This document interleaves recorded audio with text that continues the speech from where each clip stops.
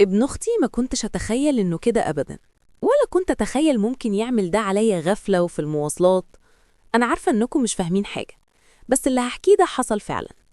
أنا اسمي خلود وعندي 28 سنة، بنت لسه ما اتجوزتش.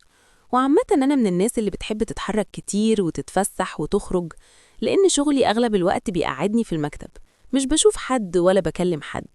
أنا والورق واللابتوب بتاعي والأربع حيطان حرفياً يعني. فما بصدق إني أنطلق بقى. انتوا مش متخيلين لما بتيجي فرصة أنزل ببقى عاملة إزاي. وطبعا في الشغل بلبس وبهتم بنفسي وكل ده، بس أنا قرد أقطع قاعدة وحدي في المكتب، فإحساس إني متشافة ده مش موجود أصلا. حاجة مرار طافح حرفيا يعني. ونسيت أقول لكم إني ما عنديش وقت أصلا أفتح الفيسبوك وأشوف الحاجات اللي بتتنشر عليه وكده. أنا آخري يا دوبك في التكنولوجيا، بنزل صوري ببوز البطة على الإنستجرام وابعت رسائل على الواتساب، وكل حين ومين أشوف مين بعتلي طلبات صداقة على الفيسبوك. لكن غير كده ماليش في أي حاجة تاني خالص. بس التيك توك حسابي خاص، بحب أعمل رياكت على الأغاني وارقص وبتاع، بس مش بشير حاجة من الفيديوهات دي أصلا. ومش بشوف حد، أنا متابعة نفسي وبس.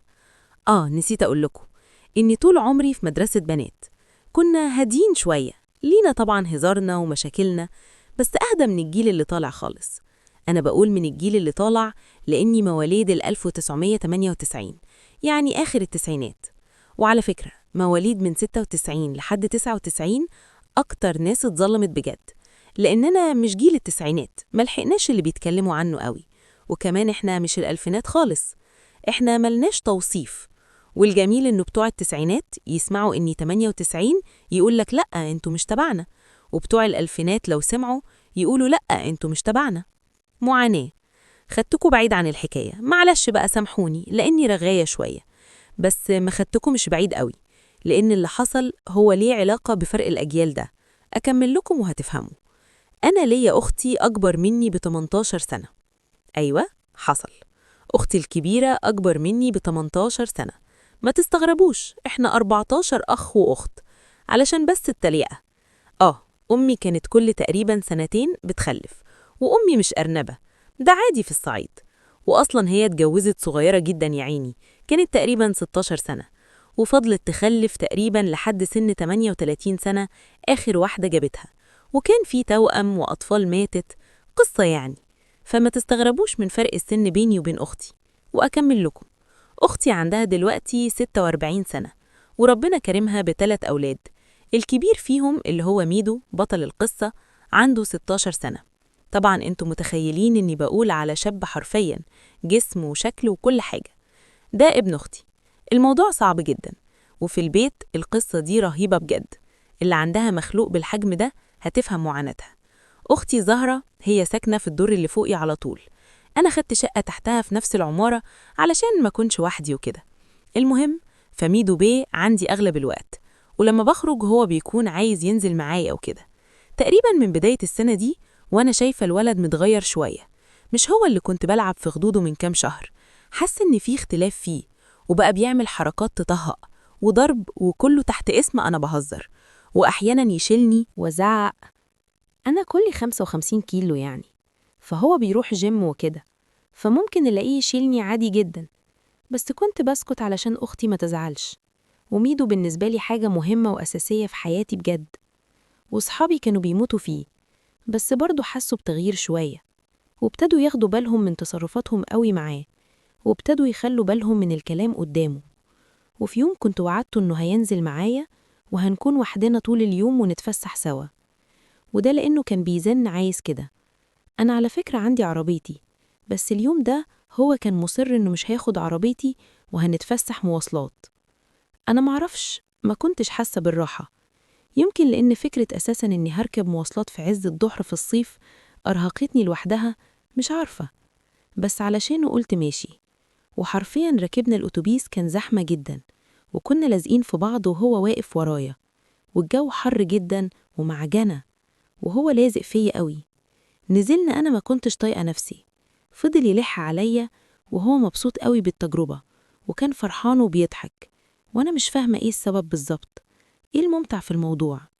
طلب إننا نركب تاني أتوبيس، وأنا مش فاهمة حاجة، بس فعلا رضيت بالأمر الواقع قدام زنه، وركبنا الأتوبيس مرة تاني، وكان زحمة شديدة جدا، وابتديت أحس بحرطة ورايا. طبعا الزحمة مخلياني مش طايقة نفسي ومش عارفة أتكلم، وحاسة بميدو بيتحرك في ظهري، ولأننا لازقين في بعض فأنا حاسة بيه قوي. قلت له أنت بتعمل إيه؟ بس بصوت واطي علشان محدش ياخد باله. ما ردش عليا، بس الحركة خفت شوية، وأنا متوترة ومتلخبطة ومش فاهمة فيه إيه، بس حاسة إن فيه مصيبة. وفجأة قرب مني قوي وقال لي بصوت واطي: خالته، يلا بينا ننزل بسرعة. قلت له نغور فين؟ لسه ما وصلناش. قال لي أنا نشلت محفظة 3 ولو منزلناش هناكل ضرب. أنا مش مستوعبة وبحاول أستوعب. هو فعلا كان في حركة غريبة. قلت له وأنا بحاول أتدارك الموضوع: أنت بجد ولا أنت بتهزر؟ قال لي صدقيني أنا عملت كده يلا بدل ما ياخدوا بالهم ويموتونا. أنا من الرعب ابتديت أترعش ومش عارفة أعمل إيه، وده ابتدى يشد فيا وأنا مش عارفة إيه الصح، ودماغي وقفت. إحنا في وسط مليون واحد، لو قلت المحفظة دي بتاعت مين محدش هيستناني يستوعب حتى، كله هيطلع غضبه فيا وهاكل علقة ما كلهاش حمار في مطلع. وميدو بيه قال للسواق هننزل على جنب وجري، وقبلها قال لي يا خالته المحفظة حطيتها في شنطتك؟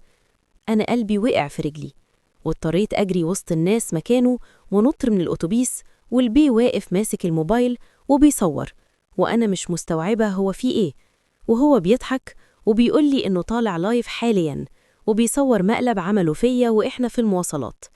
مش عايزة أقول لكم رد فعلي كان إيه لما اتأكدت إنه مقلب. أنا ابن أختي عبيط، أو مش عبيط، هو جسمه بالغ فعلاً لكن دماغه عصافيري، وبيتحط قدامه أفكار وهو عايز يجرب. يعني لما سألته فكرة الهباب ده جت منين، قال لي من السوشيال ميديا. المشكلة إنه مش هيستوعب خطورة اللي ممكن كان يحصل لي. وعلى فكرة، أنا لما كلمت أختي قلت لها جملة واحدة: المشكلة مش في النت، المشكلة إنك سايبة النت لابنك ومش معلماه يعرف يعني إيه مسؤولية، ويعرف يعني إيه تصرفاته ليها نتائج. وعلى فكرة، القصة دي ما كانتش في الحقيقة عن ابن أختي، أنا كتبتها عن جوزي. اللي بيتعرض على النت بيبين لك بس جزء واحد من المشهد، لكن مش بيوريك نتائج بعد المشهد ده بشوية، مش بيوريك إذا كان في حد اتصاب أو تعب. هو بيقصقص المشاهد علشان يظهر لك بس اللي انت فاكره إنه الحقيقة كاملة. بس الحقيقة يا سيدي لازم يكون فيها مسؤولية، والحب فيه مسؤولية، ما هو مش في الحلو بس، لكن كمان شراكة في الوحش.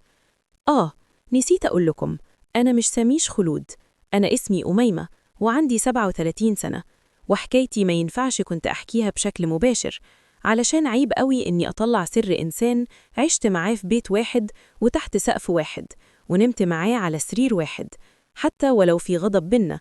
ويمكن أكون غلطانة إني بوصل له رسالة بالطريقة دي، بس النسخة اللي بعتها له شلت منها إني كاتباها عن جوزي، وقلت إني كاتباها للشباب. يا ترى هيفهم ويقدر إني بعامله بمسؤولية، وإني من حقي يتعامل معايا وهو بيعاملني بمسؤولية أنا كمان؟ مش عارفة. لو عندكم رد عليا ياريت تقولوه في الكومنتات، وما تنسوش لو عجبتكم الحلقة تعملوا لايك، ولو لسه مش مشتركين في القناة مستنياكم تعملوا اشتراك.